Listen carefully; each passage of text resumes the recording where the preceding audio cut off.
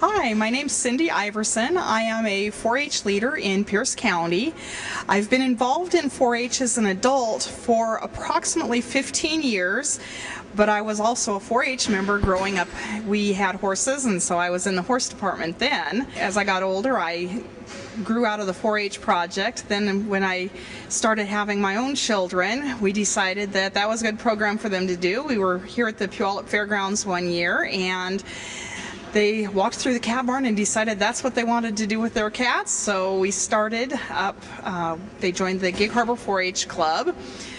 Didn't know anything about cats at the time, but 4-H tends to suck you in and you learn more than you ever thought you wanted to learn about whatever project you're involved in.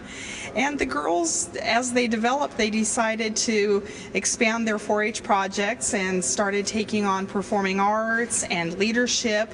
Both of my daughters became 4-H state ambassadors. Teen ambassadors within our county program. Both of them went to Atlanta, Georgia for national 4-H events. And my oldest daughter and I both went to Washington, D.C. through 4-H for I'm trying to recall exactly what they called it. I believe it was now I can't even remember, but it was a nationwide project for youth development involving all of the different youth programs throughout the country. Currently, I am helping out in whatever way I can. Both my girls have grown out of the 4-H program as exhibitors, but they still keep their hand in it. My younger daughter is currently on the planning committee for the Know Your Government convention. And so I've been in the past, as an adult, I've been the county superintendent for the Pierce County 4-H Cat Project. I've been on our county 4-H advisory board. And so I just kind of keep my finger in the pot now and wherever they need the help. The first Friday of the State Fair, I run the 4-H cat judging contest. So I need to come up with classes of items for the 4-H exhibitors to actually judge themselves, and they need to place those in proper order from best to worst of the items that I show them. And then one of the classes, they actually have to get up in front of the judges and give oral reasons on why they classed the class the way they did, and the judges will be looking for how they present themselves and their knowledge of the subject. Then throughout the rest of the fair, I help out judging public presentations for the 4-H department, and those are rather interesting to watch. I can get anything from animal specific. I did one earlier today on genetic diseases of horses, and sometimes they'll be kind of off the wall. I did one time by a teenager that was on the brand new 2005 Volkswagen Bug. Obviously that was the car she was hoping mom and dad were going to get her because she knew everything about it.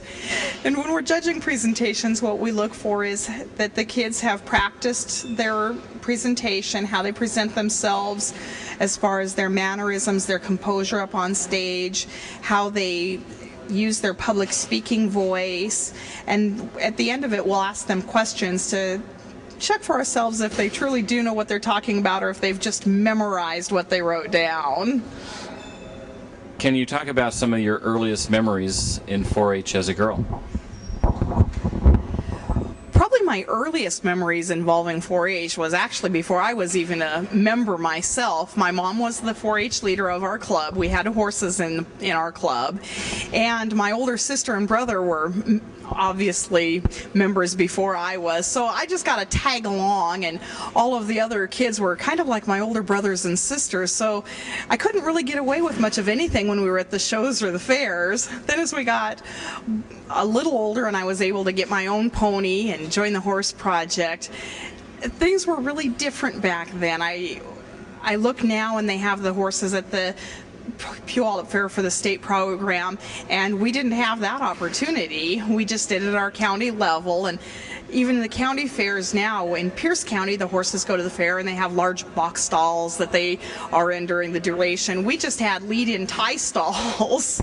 So things have really changed, but we had a lot of fun, and I think probably the most fun and the best memories I have were just the socialization and the friends that we made throughout the years. Although your daughters have grown out of the 4-H program, do they come back to fair? I don't think they'd ever miss it. They usually come back at least once. My oldest daughter is even here with my grandson, and she refers to her son as a 4-H wannabe. She grew up through 4-H, and her husband was in 4-H, so we're pretty sure that as the years go by and the time comes that he's going to be a 4-H member also. Well, I guess it's time for me to go now, so let's depart it in a true 4-H fashion with the 4-H pledge. I pledge my head to clearer thinking, my heart to greater loyalty, my hands to larger service, and my health to better living for my club, my community, my country, and my world.